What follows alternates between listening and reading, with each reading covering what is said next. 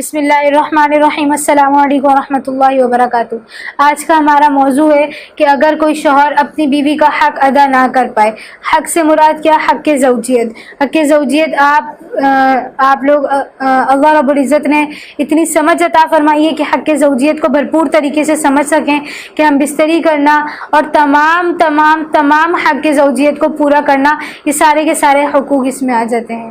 اس حق سے مراد ایک خاص حق اس میں مراد ہے کہ ہم بستری کرنا، جماع کرنا۔ اگر کوئی شوہر یعنی وہ بالکل ٹھیک بھی ہو، یعنی نامرد بھی نہ ہو اور کوئی اور طبی مسئلہ بھی نہ ہو، کوئی شرعی رکاوٹ بھی نہ ہو، اس کے باوجود اپنی بیوی کا حق ادا نہ کرے تو اس کا کیا حکم ہے؟ اپنی بات شروع کرنے سے پہلے میں آپ سے یہ گزارش کر دوں کہ آپ جب ہماری ویڈیو پر کلک کیا کریں تو اس ویڈیو کو کوشش کریں کہ پورا دیکھیں۔ صرف سوال سن کر اور ٹائٹل دیکھ کر یہ آپ ہرگز بھی مت جایا کریں۔ آپ کا کیا ہوتا ہے، شروع کے ایک منٹ یا آدھا منٹ آپ بات سنتے ہیں اور پھر ویڈیو چھوڑ کے چلے جاتے ہیں، پھر نیچے کمنٹ کر رہے ہوتے ہیں، غلط طریقے کے گندے کمنٹ کر رہے ہوتے ہیں کہ تمہیں مسئلہ بیان نہیں کرنا آتا یا اسی طرح کے مسائل ہیں۔ تو میری یہ بات یاد رکھیں کہ ہم نے دین کو پڑھا ہے، بھرپور طریقے سے سمجھ کے پڑھا ہے، اور اگر مجھ سے کوئی کوتاہی ہو بھی جاتی ہے تو اللہ رب العزت سے امید ہے کہ اللہ رب العزت میری ان کوتاہیوں کو معاف فرمائے۔ لیکن آپ سے میری یہ گزارش ہے کہ ویڈیو کو شروع سے لے کر آخر تک دیکھا کریں تاکہ آپ کو بھرپور طریقے سے مسئلے کا علم ہو سکے، اچھی طریقے سے مسئلے کا پورا علم ہو تاکہ آپ کو پورے کا پورا مسئلہ پتہ چل سکے اور آپ اس کے بارے میں کوئی غلط فہمی اپنے دماغ میں پیدا نہ کریں۔ جزاکم اللہ۔ اب میں اپنی بات کو شروع کرتی ہوں کہ اگر کوئی مرد اپنی بیوی کے حقوق ادا نہ کر پائے، حقوق سے مراد حقوق زوجیت، یعنی وہ اس کو ہم بستری کا حق نہ دے پائے کسی بھی مسئلے کے نہ ہوتے ہوئے، یعنی نہ اس کو کوئی طبی مسئلہ ہو، نہ کوئی شرعی مسئلہ ہو، نہ بیوی کے ساتھ کوئی شرعی مسئلہ ہو جیسے حیض و نفاس نہ ہو، یا کوئی اور بیوی کے ساتھ بھی مسئلہ نہ ہو، پھر بھی اس کے باوجود شوہر بیوی کا حق ادا نہ کرے تو اس بارے میں کیا حکم ہے؟ تو پہلے تو میری یہ بات یاد رکھیں کہ جب شوہر کا اس طرح کا معاملہ ہو تو بیوی کو چاہیے کہ وہ پہلے جانچ پڑتال کرے کہ آخر ایسی کیا وجوہات ہیں جن کی وجہ سے میرے شوہر مجھ سے دور ہے، میرا شوہر میرا حق ادا نہیں کر پا رہا۔ اس مسئلے میں جب کوئی جوڑا پڑتا ہے تو صرف اور صرف فسادات ہوتے ہیں، لڑائی جھگڑے ہوا کرتے ہیں، بات طلاق تک جایا کرتی ہے۔ تو یہ مسئلے کا حل نہیں ہے، بلکہ مسئلے کا حل ٹھنڈے دماغ سے اس مسئلے کی تہہ تک پہنچنا ہے۔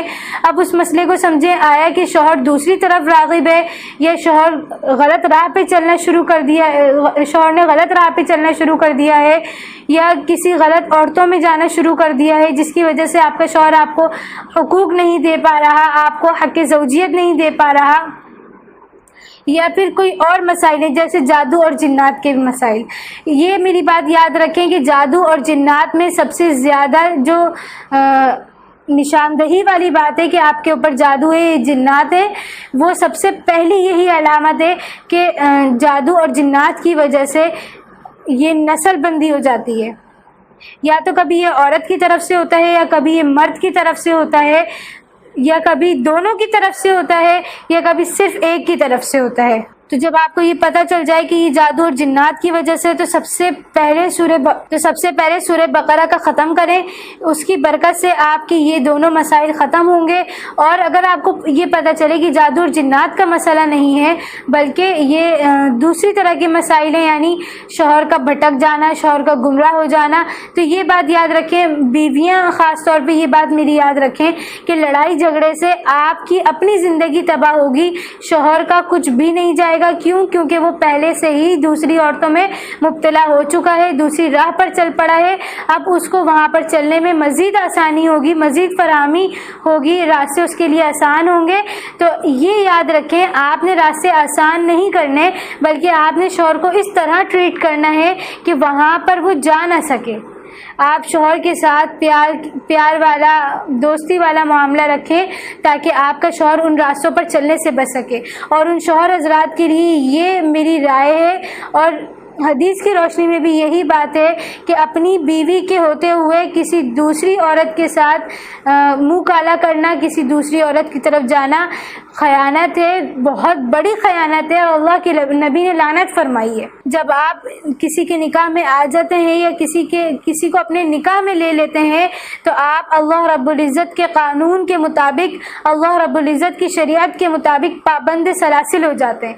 پابند سلاسل سے کیا مراد؟ کہ آپ پابند ہو جاتے ہیں اس ایک عورت کی یا اس ایک مرد کی وفا کرنے کے، اس ایک مرد یا اس ایک عورت کے ساتھ وفا کرنے کے آپ پابند ہو جاتے ہیں۔ پھر آپ کو اس کے ساتھ امانت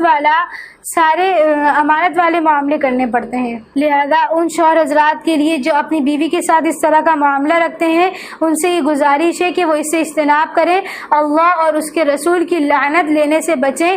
کیونکہ ہر چیز کا جواب دینا پڑتا ہے، آخرت میں آپ کو اس کا بھی جواب دینا پڑے گا۔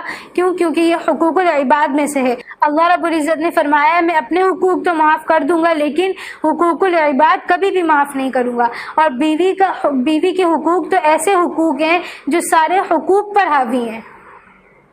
تو یہ یاد رکھیں کہ جب آپ بیوی کے ساتھ ایسا معاملہ کرتے ہیں تو اللہ رب العزت پھر مکافات بھی آپ کے ساتھ ضرور کرے گا، پھر آپ کی اولاد کے ساتھ بھی اسی طرح کے معاملات پیش آئیں گے۔ لہذا ابھی آج کا بھی اپنے مستقبل کا بھی دونوں طرح کی باتوں کو سوچتے ہوئے کوئی بھی معاملہ کریں تو ان دونوں باتوں کو سوچتے ہوئے کریں۔